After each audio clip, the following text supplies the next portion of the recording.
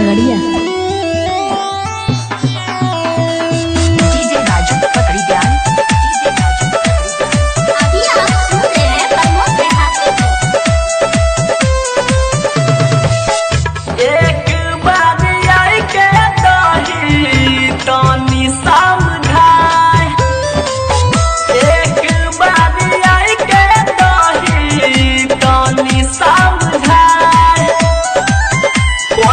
पहाड़ी देतौता कपारे कान पहाड़ी देतौता के कर भीमा एक बार आई के दही तनी समझाई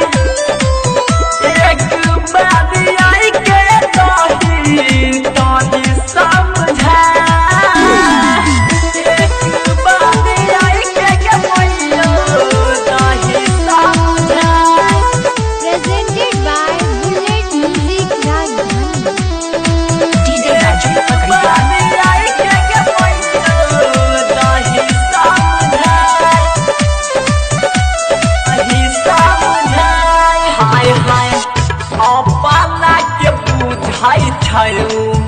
बड़का रंग बहाज गे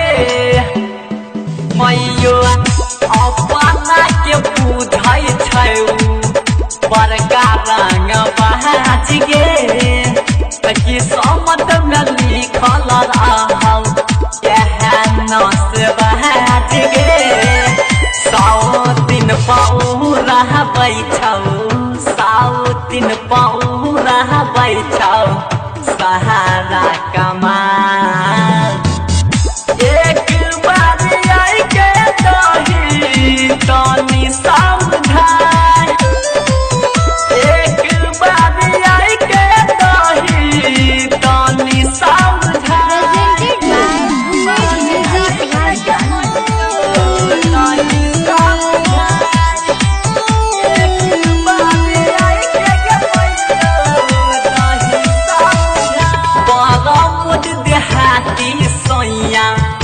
नहीं बात गे मैया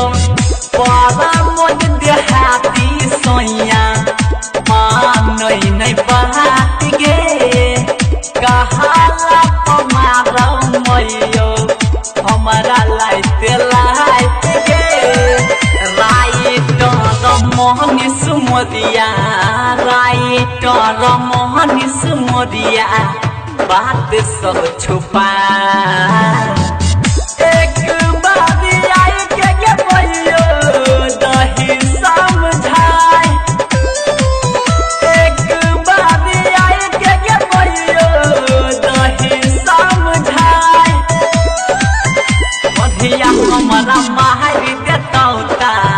कपारे कान पहाड़ी देतौता यही कर भीमा।